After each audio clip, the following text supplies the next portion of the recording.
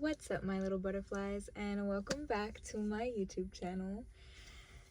So, today's message is about loving from a place of compassion and empathy.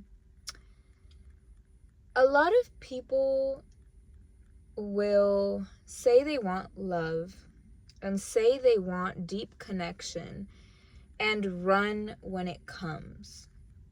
Or when it gets too deep, when it gets uncomfortable, people will tend to run. People will say, you know what, I'm good. I've been independent for so long. I've only depended on myself for so long that depending on someone else means my individuality is gone. It means I now no longer have control over myself or my life because now I have to consider somebody else. And a lot of times that's actually why a lot of people do stay single, because they're like, you know what, I don't know if I'm ready for that kind of consideration or for that kind of commitment.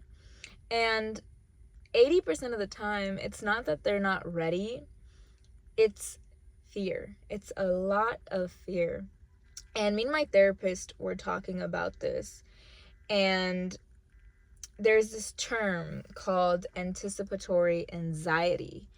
And a lot of people who have lived in dysfunctional families or in environments that they did not feel safe growing up with deal with that anticipatory anxiety, because growing up they did not feel safe, so they're constantly on the edge that something is going to happen, something bad is going to happen. And it doesn't even have to be like an event. It could be like simply as, can I trust this person? Like, in the past people have proved me wrong, like I just don't know if I can trust this person, and they retreat. They go back into the little shell. I call it hermit mode. You go into hermit mode and you're like, okay, like keep people away from me, keep them at a distance, keep them just at arm's length from me. I don't want them anywhere close to me, because that means my safety and my house that I've built possibly can be broken down, because I'm letting you in. I'm allowing you to come in.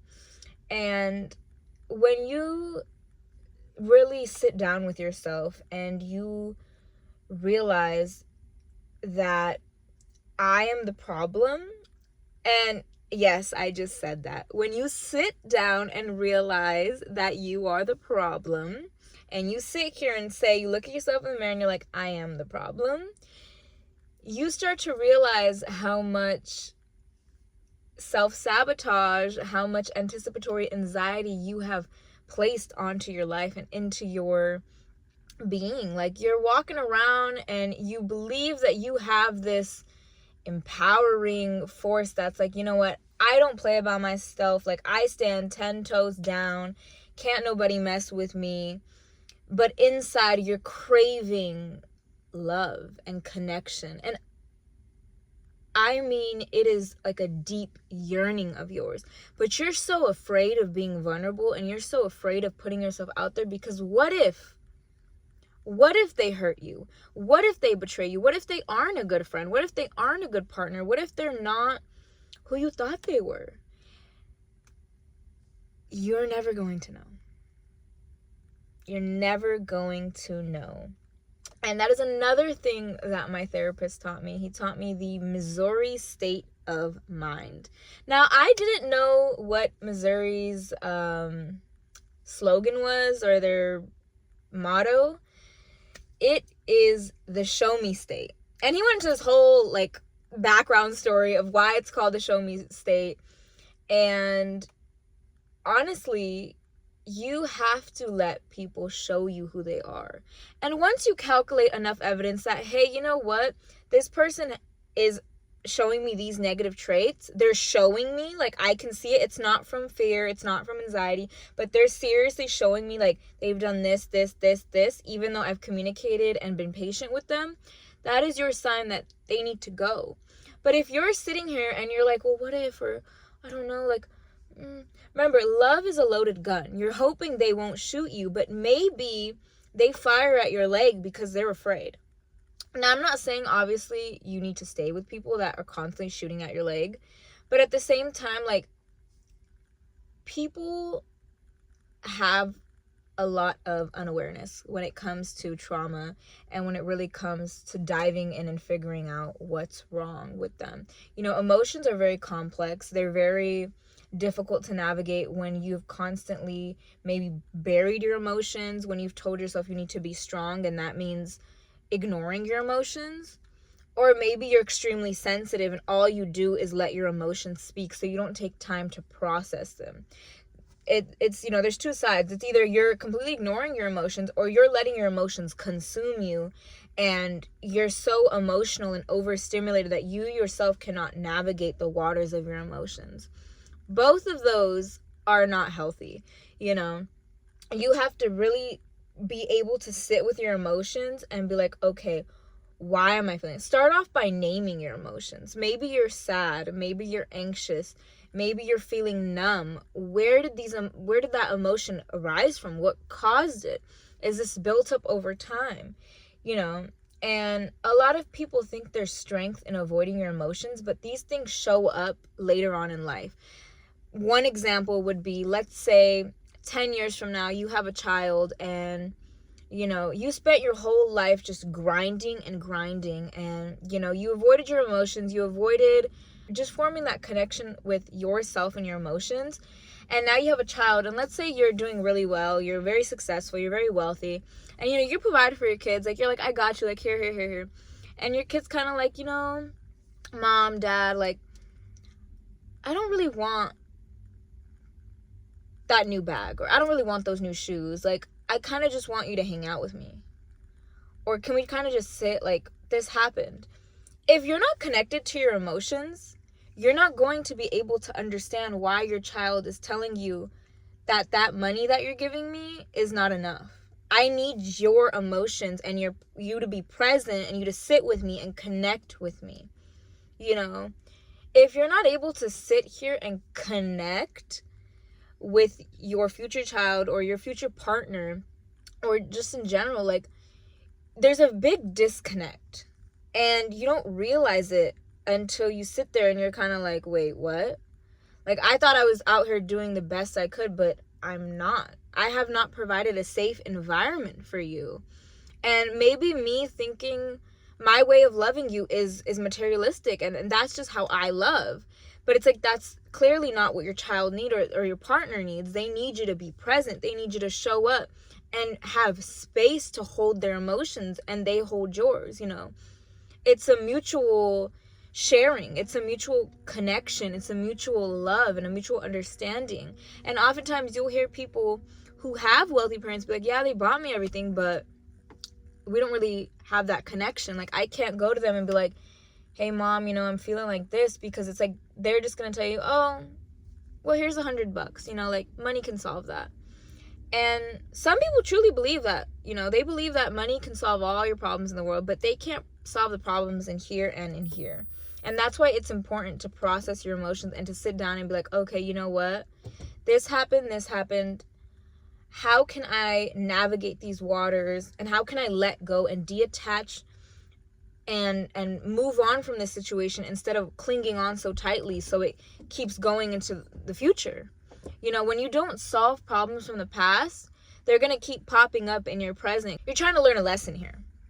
And if you don't learn that lesson, it's going to just get worse and worse. You're going to keep meeting those same cycles, those same people, different faces, because you're so avoidant and you're so unattached. Or on the other spectrum, you're so clingy and anxious to keep people in your life, to, you know, be up your kid's ass and try to control them and navigate them, or even your partner navigate them, because you feel like your life was controlled, or you just feel out of control. So you have to control something and you have to stamp your mark and be like, this is mine. You know, love is not possession. The people that you love are not possession. You know, that's why it's important to have empathy and compassion for people, because at the end of the day, you deserve the grace that you give people, And when you give yourself grace in general, you're able to give other people grace because you realize, hey, I have gone through these things. I'm pretty sure other people in the world are going through things.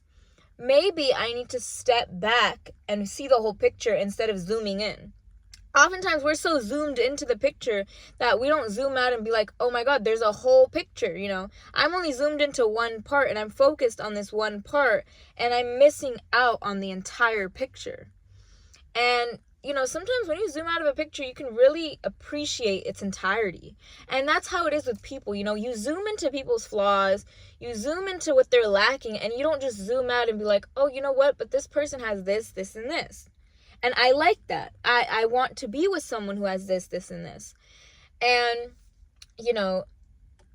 this first step is letting yourself feel your emotions and letting yourself realize that you are a human. The biggest investment that you are going to make in your entire life is yourself. And when you don't have that connection to yourself, it shows up in other relationships. It shows up in your work because you're lazy, you're bored, you're disconnected, you're unsatisfied. It shows up in your relationships. Maybe you're always angry. You're dissatisfied with your partner because you're dissatisfied with yourself, or even your friends. You're just like, I don't really want to hang out today. Like, you're so in your head, but it's like you're not even processing what's going on.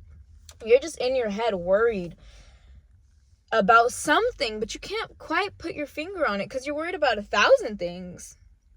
And when you really sit down and process your emotions and realize that, hey, you know what? These are built up emotions from years ago that I'm still clinging on to. These are past hurts that I'm still clinging on to. And no wonder why I can't forgive people. No wonder why I can't forgive myself for allowing things that have happened to me, because I'm so stuck on everything and life is happening to me and not for me. Life is happening to me and not for me. Remember, mindset. Your mindset is your greatest tool and weapon at the same time. Because if you're in a mindset where you're just like go, go, go, go, go, go, go, you're going to get burnt out. If you're in a mindset where you're like, whatever happens, happens. I'm just going to sit here and let the gods and universe handle it.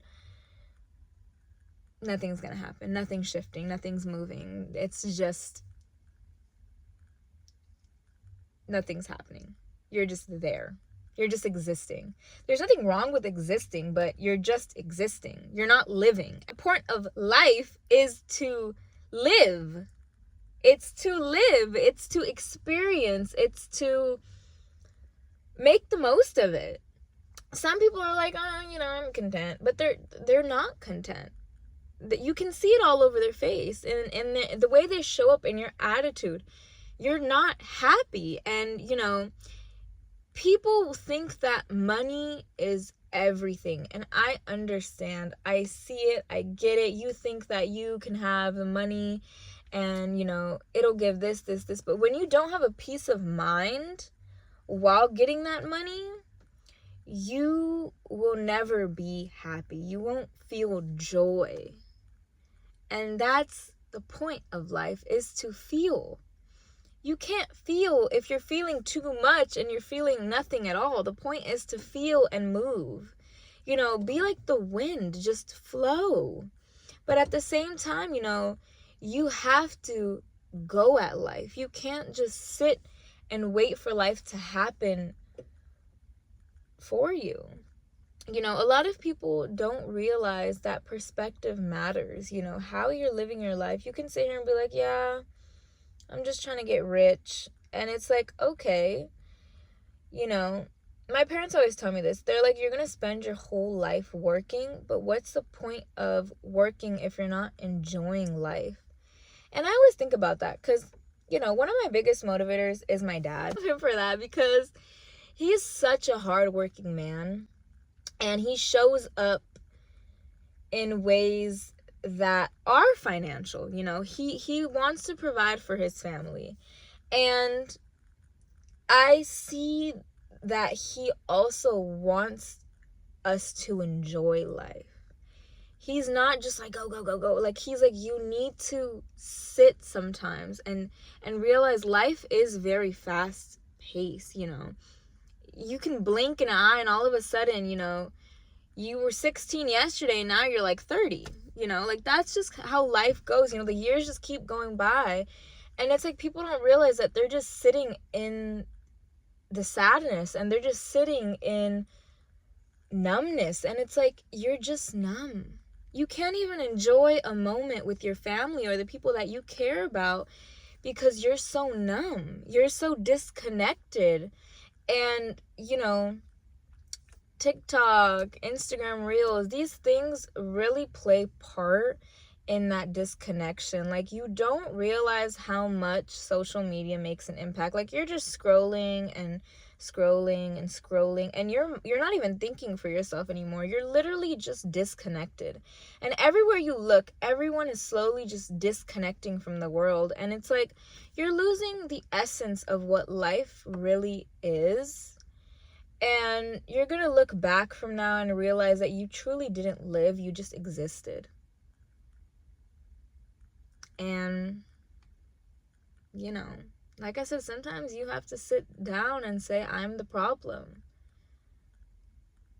How do you want love, but you're not ready for it? You know, sometimes you have to take off the armor and be vulnerable. And if you get hurt, you get hurt. It's not the end of the world, you know. So many people are just so afraid of getting hurt. Hurt does not last a lifetime unless you let it. This is what I mean by processing your emotions. You can sit here and say, yeah, fuck everyone, fuck the world. The world has let me down so many times. Or you can change your perspective and be like, you know what? I don't care if I've been hurt. I'm gonna still love like I've never been hurt before. Because at the end of the day, I want to live. I don't want to just exist. I want to actually enjoy my life. Not when I'm 30, not when I'm 40, not when I have everything figured out. But right now, I want to live.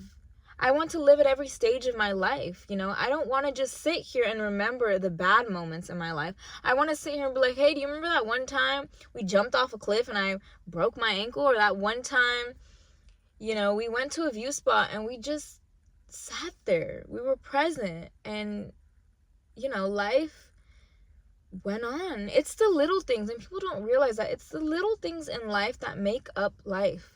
It's not the big things that happen in your life. Sometimes it's just the tiniest moment. Like someone bought you your favorite drink. Or someone, you know, called you after a while and they checked up on you. Or someone just showed up to your house and was like, hey, I was thinking about you and I wanted to hang out with you. It's literally the littlest things. It's someone considering you, considering your existence, you know, being like, hey, I thought about you today. You're so caught up in your own life sometimes that you forget that there are other people around you. And society has made individualism such a big thing that you just forget that we're human. We're meant to connect with people. We're meant to have connections and experiences. But you're so caught up in what you don't have that you're missing what you do have in life. Your family, your friends, the people that love you are one day not going to be there. You don't value people that love you. You don't value yourself. You're just valuing something that can just be taken away from you. Money can be taken away from you in an instant. But the memories that you create with your family and your friends, that's going to last you a lifetime. And that's what you need to hold on to. Is not the money, because money comes and goes and people don't realize that. People are so like stingy with money, and it's like, you know what, money comes and goes, and when you realize that, you loosen that grip. Remember, the more you hold on tightly to something, the more it's slipping out of your hands. The rope is cutting your hand. But the more you're like, you know what, I'm working at my own pace, I'm making this money, and I'm making it because I want to live and experience life. But at the same time, you know, you're not really living. You know, I know people who have money and they're just existing. They're not genuinely living, and they're just kind of like, yeah, like. And it's like, the point of life is to live, not to just stack up money and then be like, okay, like, Well, now what? We're chasing the next high all the time. The grass, like, you're always chasing the next high. You always think the grass is greener on the other side, that you forget to water your grass that you have right here. But that's the grass that's going to give you the biggest field. That's all I got for you guys today. As always, I hope you guys have a blessed day, week, month, and year, and I'll see you guys in the next video. Bye!